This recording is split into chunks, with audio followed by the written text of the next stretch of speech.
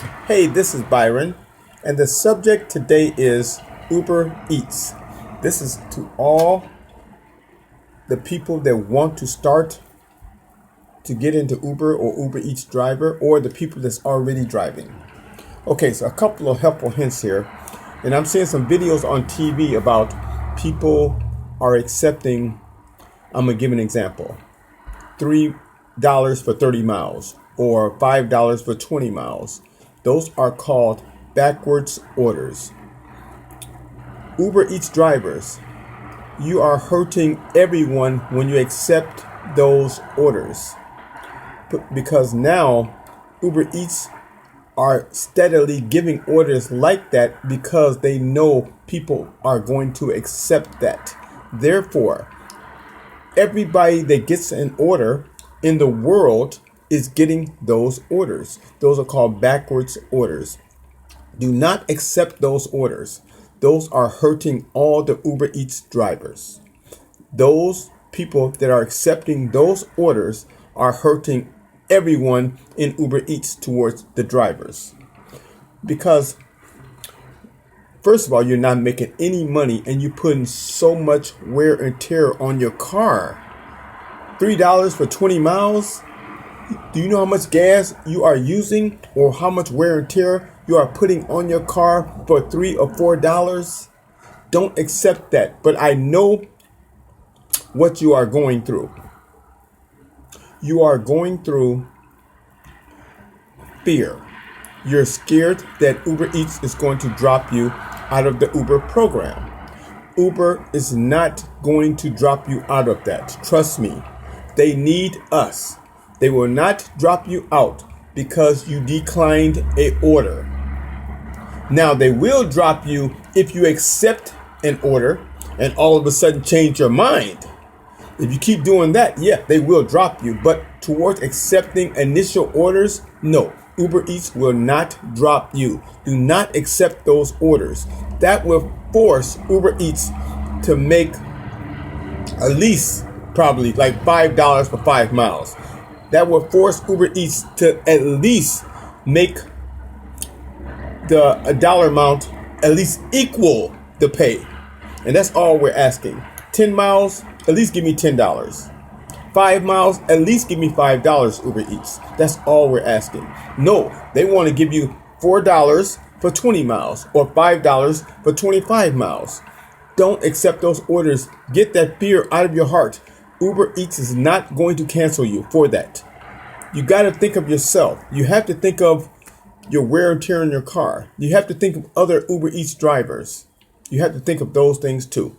Now, like I said, people got different priorities. My priority is I do not accept the mileage over the dollar amount. If it's 5 miles, it at least have to be $5. If it's 10 miles, it at least have to be $10. But some people take it a step further. They want double. They want like $12 for 6 miles or $14 for 7 miles. They want the dollar amount to double the miles. But I don't go to that extreme. So that's totally up to you. But at least only accept orders where the dollar amount they pay equals the miles. At least. Okay?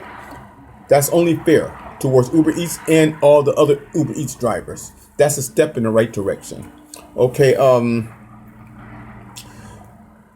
a couple of more helpful hints here. First of all, Uber Eats give you a lot of like opportunities. If you go to the opportunities section of your when you log in, go to opportunities, like an extra $1.50 or an extra $2 on every delivery. Make sure you pull that up first before you get started, because there's a possibility on each delivery that you make, you could be making an extra $1.50 or $2 or $3 per delivery extra. So make sure you go to the opportunities section in that particular Uber Eats login, and you will find that. So try to do that first. That's another helpful hint. And try to update your navigation too, because I ran into a couple of problems where my navigation, I didn't update it, and all of a sudden it started going haywire. and I start getting lost, and it start closing out things, and it start really messing up. So try to keep your navigation updated too, because every time you log in, it's going to say, do you want to update navigation? Update your navigation all the time, because you can really run into a problem in certain situations. Okay, that's another helpful hint. When you got 2 and 3 orders from 2 and 3 different restaurants, make sure when you go to a restaurant and you get the order, put it in your car.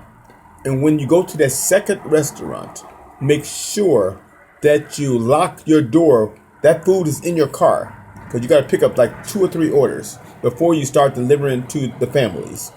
Make sure you lock that door, because you got somebody's food in your car. Remember that. You have somebody's food in your car. So make sure you lock your door with that food in that car until you bring that second order out. And then, hold on one second here. Let me check. My camera is going crazy. Okay.